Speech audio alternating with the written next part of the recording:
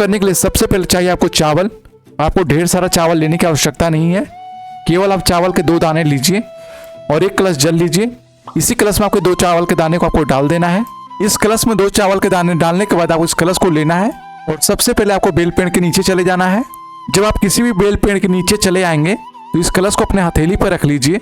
हथेली पर रखने के बाद सबसे पहले आपको महादेव से अपनी प्रार्थना करना है, कामना बोलना है।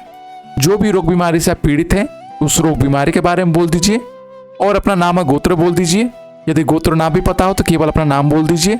इस तरह आपको अपना नाम और गोत्र अपनी कामना बोलते हुए इस जल को लेना है और धीरे धीरे आपको बेल पेड़ के जड़ में आपको समर्पित कर देना है। और एक खास बात का आपको ध्यान रखना, जब जल को आप समर्पित करेंगे तो पूरा जल को आपको समर्पित नहीं करना है, बिल्कुल आपको थोड़ा सा जल को समर्पित करना है।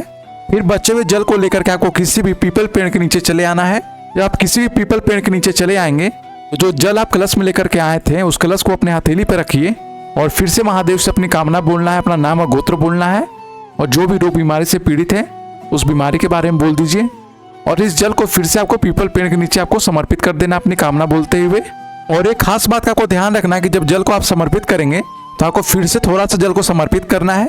मेरा कहने का मतलब कि आप कलश में जितना भी जल लेकर के आए हैं उस जल का आप 3 भाग कीजिए, क्योंकि इस जल को आपको 3 स्थान पे समर्पित करना है। इसलिए आप उतना ही जल को समर्पित कीजिएगा ताकि 3 जगह बराबर मात्रा में जल समर्पित हो सके। अब इस कलश के अंदर जो तीसरा भाग बचा हुआ है जल का, उस जल को लेकर के आपको किसी भी समीप पेड़ के नीचे चले आना है। इस तरह जब समीप पेड़ के नीचे आप चले आएंगे, यदि समीप का पेड़ ना हो तो आप किसी भी आंवले पेड़ के नीचे जा सकते हैं। आपको दोनों में से किसी एक ही स्थान पे जाना है, इसका आप खास ध्यान रखिएगा।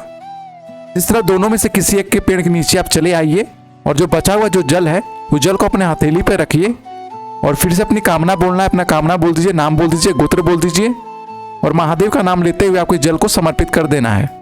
बस इतना सा आपको उपाय करना और इस उपाय को आपको लगातार 7 दिनों तक करना। आप जिस दिन से भी शुरू कर रहे हो उस दिन से आपको 7 दिन तक लगातार करना है इस उपाय को। और एक खास बात का आपको ध्यान रखना है, यदि शुरू दिन आप आंवले पेड़ के नीचे जल समर्पित कर रहे हैं तो आपको 7 दिन तक आपको आंवले पेड़ के नीचे ही समर्पित करना है। यदि आप शुरू दिन समीप पेड़ के नीचे जल को समर्पित कर रहे हैं तो आपको 7 दिन समीप पेड़ के नीचे ही समर्पित करना होगा।